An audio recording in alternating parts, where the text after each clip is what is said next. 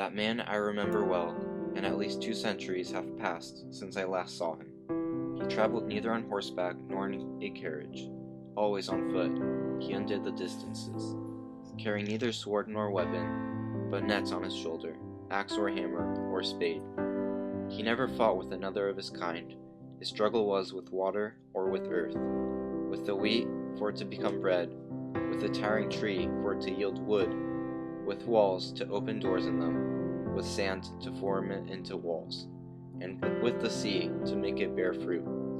I knew him, and he goes on haunting. The carriages splintered into pieces. War destroyed doorways and walls. The city was a fistful of ashes. All the dresses shivered into dust, and for me, he persists. He survives in the sand, when everything previously seemed durable except him.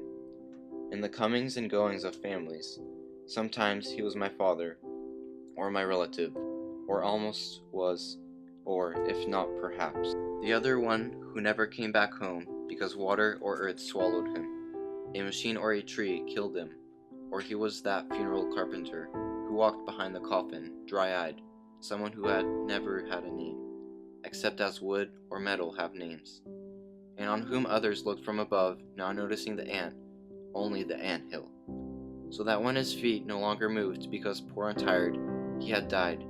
They never saw what they were not used to seeing. Already other feet walked in his footsteps.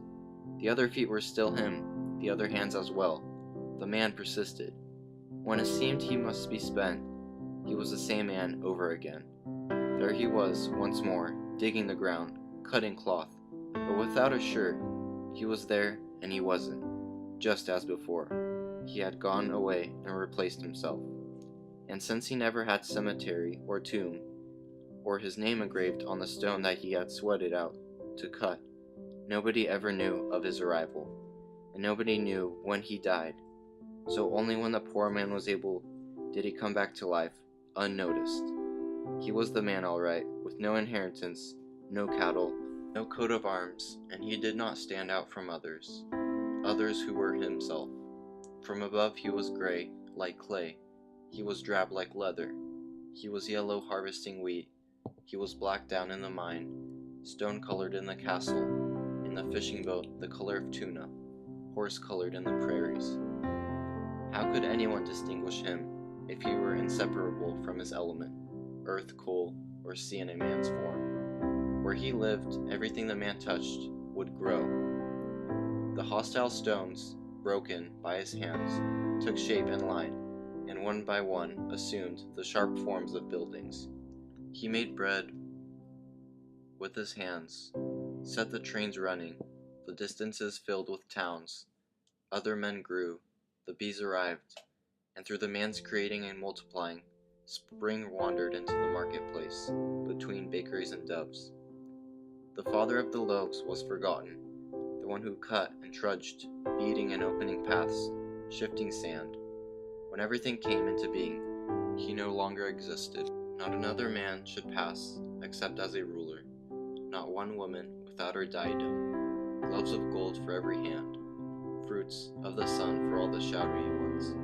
I knew that man, and when I could, when I still had eyes in my head, when I still had a voice in my throat, I saw him among the tombs, and I said to him, pressing his arms, that still was not dust. Everything will pass, you will still be living. You set fire to life. You made what is yours. So let no one be perturbed when I seem to be alone, and I am not alone. I am not without company, and I speak for all. Someone is hearing me without knowing it, but those I sing of, those who know, go on being born and will overflow the world.